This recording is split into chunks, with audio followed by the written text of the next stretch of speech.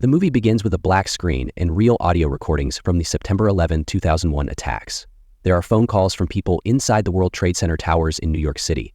A woman speaks to a 911 operator, saying she is trapped on a high floor, her voice shaking as she describes smoke filling the room. A man calls, asking for help, saying he cannot see through the thick dust. Emergency workers answer, one operator telling a caller to stay low to avoid smoke. Another responder says help is coming, trying to keep the person calm. There are no pictures, music, or extra sounds like sirens, just the voices, clear and loud. The calls overlap slightly, creating a sense of chaos without added effects. Over 90% of our viewers enjoy our content, but haven't subscribed yet. We know you want to, you just forget sometimes. As we dive deeper into this thrilling war movie, take a moment to like, share, and subscribe for more captivating film recaps. Next was a scene showing the fear and pain of 9/11, making it clear why the CIA starts hunting Osama bin Laden. It uses real calls to keep the moment true. This sets up the story by showing the event that pushes the CIA to act, showing the reason for the long mission. This opening sets the stage for a story about finding justice and the fight against terrorism. It shows why the CIA worked so hard for years on the case of Osama bin Laden. Then, it moves to a CIA black site in 2003, where a detainee named Ammar is questioned. Ammar is tied up in a small room with dirty walls. He is suspected of knowing about Al-Qaeda plans. Dan, a CIA officer, uses waterboarding, pouring water over Ammar's face to make him feel like he is drowning. Dan also hangs Ammar's arms from the ceiling and plays loud music to stop him from sleeping. Maya, a new CIA analyst, stands in the corner, watching. She wears a dark jacket and looks uneasy, but does not speak. Dan asks Ammar about Al-Qaeda attacks and says that he is going to hurt him if he lies. Ammar does not give clear answers. Maya hands Dan a jug of water for waterboarding. The room has a metal table and chains on the floor. This scene shows the harsh methods the CIA used after 9/11. It does not make them look good or bad. It just shows what happened. Maya's job is to watch and learn, showing the hard world of CIA work. It is a strong look at the start of the mission to find bin Laden. This sets up Maya as a new worker who will grow into a leader. At the same black site, Maya and Dan try a new way to question Ammar. They stop the harsh methods and sit Ammar at a table with food, like bread and fruit. The room is brighter, with a small window letting in light. Dan tells Ammar he already gave information when he was tired, which is a lie to make him talk. Maya, wearing a plain shirt, speaks calmly and asks about Al-Qaeda people. She does not ask personal questions but acts friendly. Ammar, thinking he already helped, says Abu Ahmed al-Kuwaiti is a courier for Osama bin Laden. This name is a big clue for Maya. She and Dan planned this trick together, showing her smart thinking. Maya's calm voice makes her stand out. The table has a cloth, and Ammar eats slowly.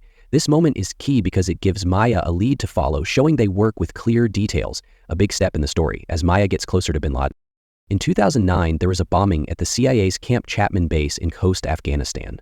A man named Humam Khalil al-Balawi comes to the base, saying he has Al-Qaeda information. CIA officers, including Jessica, meet him outside near a tent. Jessica is a senior officer who works with Maya.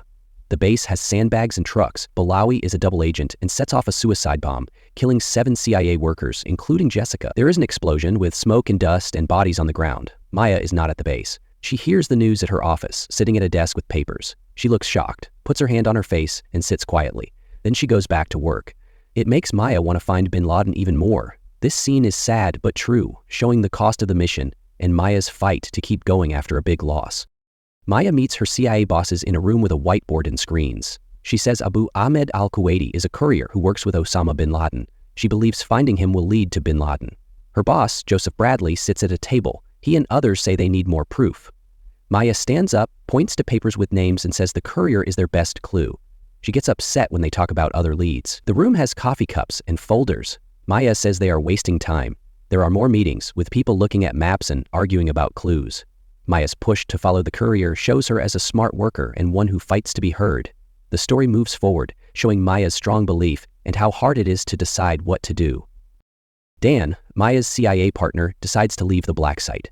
He talks to Maya in a small room with plain walls and a table. He says he is tired of the harsh methods like waterboarding. He also says the CIA's ways are in the news and he wants a desk job in Washington. Dan wears a jacket and looks worn out with bags under his eyes. His voice is soft. Maya sits across from him, looking at papers. She nods but does not say much, staying focused. It is a quiet scene, with no big fights. Dan's choice leaves Maya to lead the search for Abu Ahmed al-Kuwaiti. The room has a lamp and a closed door. The talk is simple. showing Dan's real feelings and the hard parts of CIA life. Maya becomes the main person in the mission as she takes on more work. Maya and her CIA team find a compound in Abbottabad, Pakistan, where they think Osama bin Laden might be. They track Abu Ahmed al-Kuwaiti by listening to his family's phone calls. A CIA worker follows him in a car to the compound. The team looks at satellite pictures on computers in an office with maps. The pictures show high walls, a big house, and trash being burned. There are no phone or internet lines. Maya says this means bin Laden could be hiding there. She stands near a screen, talking to her team. They check who lives in the compound and how many rooms it has. Workers are typing and writing notes. Maya's focus makes her the leader. This scene is a big step, as it gets the CIA closer to bin Laden.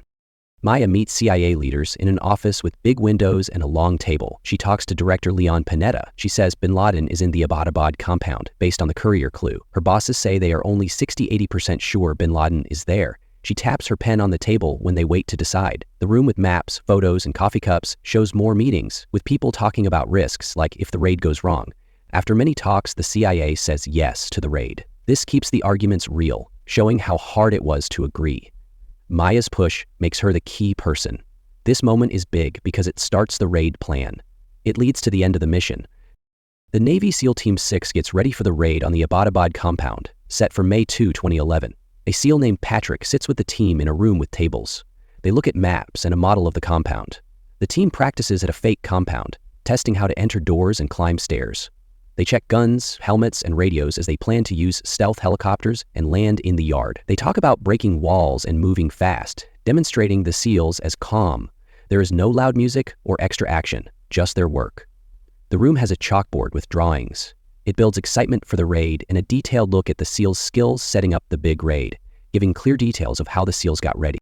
On May 2, 2011, SEAL Team 6 begins the raid, called Operation Neptune Spear, on the Abbottabad compound. The team flies in 2 stealth helicopters at night, moving quietly over the dark Pakistan sky. The helicopters are painted black, with special blades to reduce noise. One helicopter hits air problems near the compound's high walls and crashes in the yard, tilting into the dirt. No SEALs are hurt. They climb out, carrying rifles and wearing night vision goggles that glow green in the dark. They use metal tools to break open the compound's gates and doors, which are made of steel.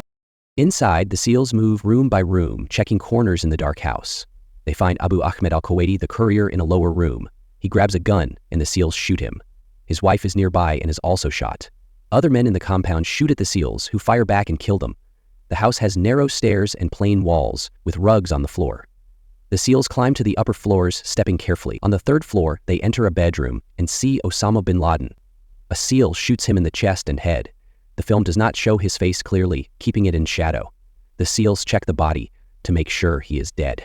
The team collects hard drives, papers, and flash drives from desks and shelves. They put bin Laden's body in a bag and carry it out. The second helicopter, still working, picks them up. They leave the crashed helicopter behind, blowing it up to hide its secrets. Back at a military base in Afghanistan, Maya stands in a tent with canvas walls.